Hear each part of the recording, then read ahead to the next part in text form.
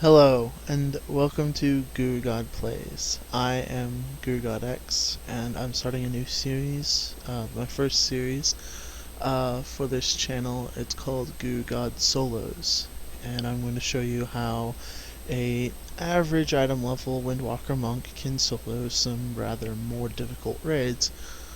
First thing I have to show you guys is one I was actually surprised I could solo myself, is 25-man Malygos. As you can see, Malygos has 20-ish million health, 19.52 million health, and it is set on 25 player. I can't just mouse over it though. But you could wowhead the boss's health values and find out that I'm not lying. 10-man Malygos has something like 6 million health, so he's a joke. This is 25-man Malygos' serious business, so we need to get the buffs up. I forget if I have food or not. I don't. Well, I can live without it as long as I just put a potion on my bar. For Windwalker Monk, if those of you that are unfamiliar with Windwalker Monk, we have many cooldowns that offer different control and damage mitigation during different situations. We have Fortifying Brew, which is health by 20% and damage reduction by 20%.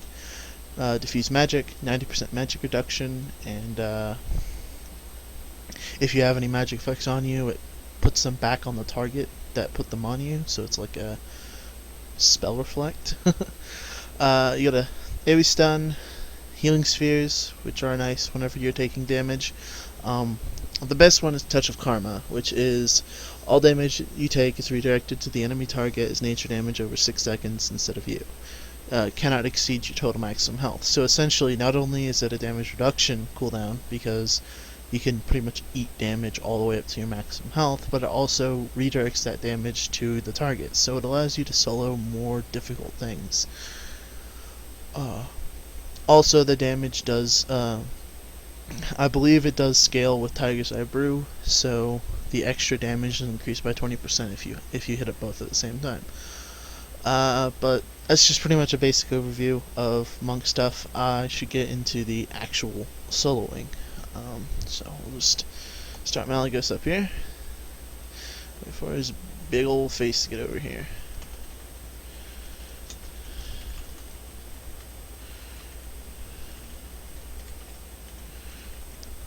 Now I'm just gonna tap buttons, wait for Tiger's Eye Brew to fill up.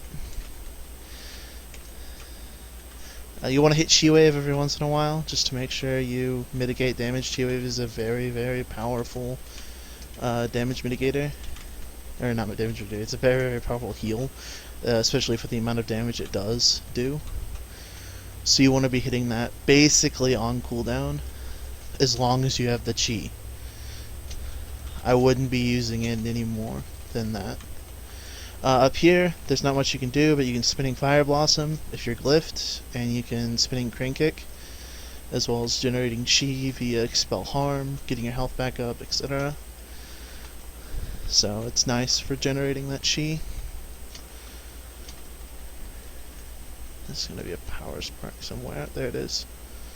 Now you can Spinning Fire Blossom Power Sparks, but I didn't have the Chi for it, so I'm going to pop cooldowns here, and Touch of Karma. Now I'm going to let him eat that Power Spark while I have Touch of Karma up, because it's going to do more damage to me, and it's going to do more damage to him, etc.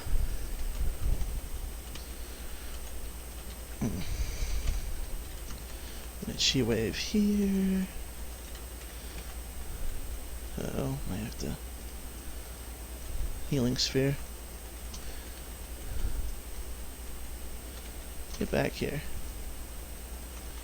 Yeah, your health can dip low during this first phase. It's not uncommon for it to dip low. Happens to me quite often. Even with my gear isn't spectacular, but it's decent enough. It's about average Raid Finder loot gear. I'm taking a bit of damage. Killed it, but it's still gonna get absorbed, so that's awesome. Once he hits 50%, you're home clear.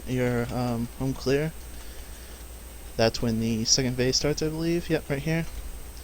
I'm going to lightning and toss fire blossoms at him, so I can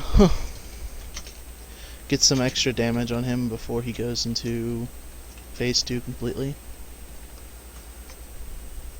Now look at that 85k spinning fire blossom. Get out of here. Yeah, I want to get as much damage on him as possible before the phase 2 starts. It'll make phase 3 a lot easier. In my opinion, like, phase 3 is really the bulk of this fight. And I believe that's why I'm capable of soloing it, since I'm really good at phase 3. But yeah, you just kill these ads, kill the ads on the ground first, then you can start killing the ones in the air. Stand in the bubbles, because the magic-y stuff does still hit hard. And you do want to avoid taking damage. Granted, next phase, damage taken won't matter. So once you smack all these guys down, whee! I'm on a flying disc of doom. Womp.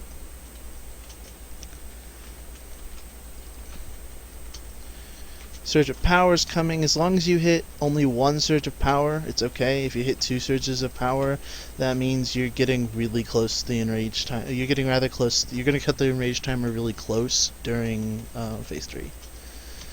As long as you only hit 1, you should be fine.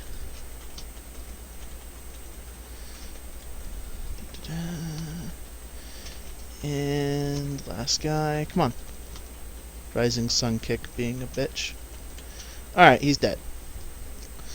So now, he's gonna get all angry at us. Look at that beautiful stuff, mixed stuff. He's gonna get all angry at us, and he's gonna blow up the platform.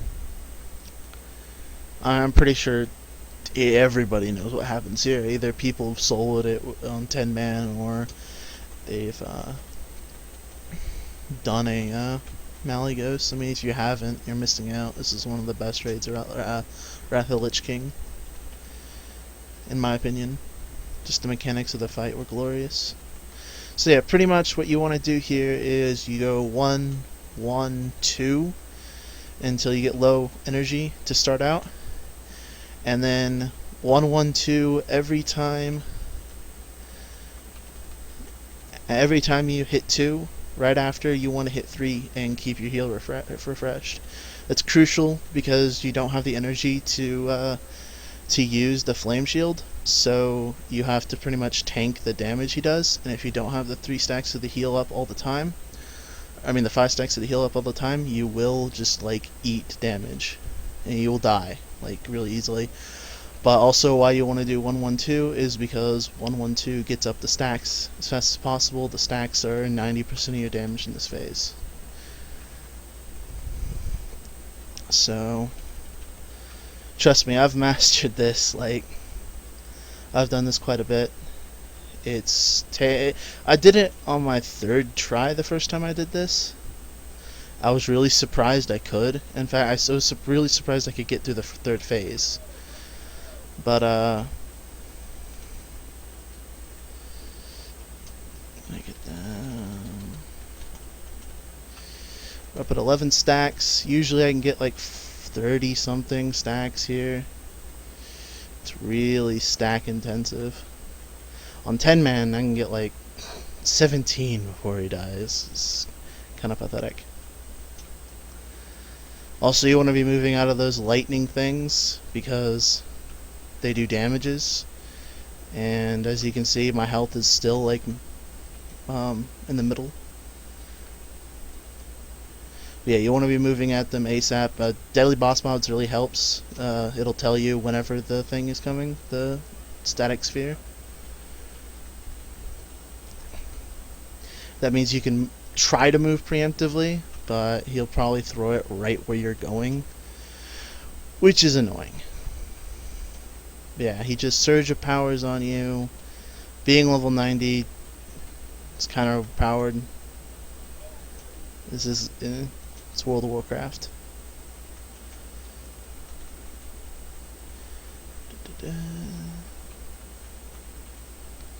Oh, static thingy.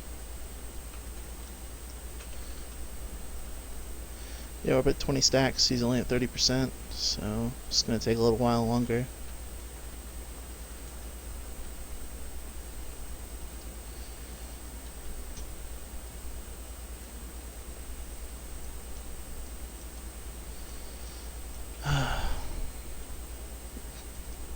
So how you doing today, Bob?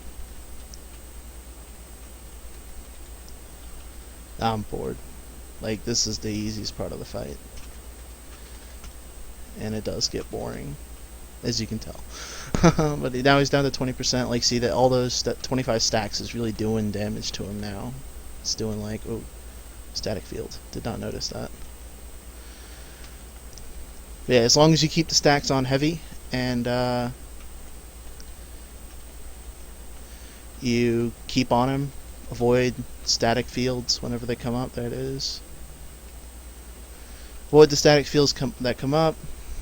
Keep on the stacks, get it all the way up, you'll kill him, and it's just as easy as that. It's just getting through the first phases, being able to live through the damage he deals, and getting through the damage he deals, and getting through phase 2 with relative ease. Up at 32 stacks. Come on, Malygos, die. You know you wanna. I think this might be the last stack. Yeah, 47k health, get out of here. Come on. There you go. And he's dead. Let's see what my favorite dragon, Alexstrasza. Look at her. She's beautiful, isn't she? If I were to go scaly, she'd be the one. Let's see what she gives me. What does that even look like? I can't even tell. I got a tabard on. A bunch of crap. I didn't get the mount I wanted. So, oh yeah, that's the first episode of Guru God Plays, or Guru God Solos in this case. Thank you guys for watching. Subscribe, like if you liked it. All those pleasantries that involve with YouTubers. And hopefully I'll get you guys some more soloing content on a monk. And I also do my Blood Death Knight, so Blood Death Knight soloing stuff, that's totally original. Anyway, thanks for watching, and we'll see you around.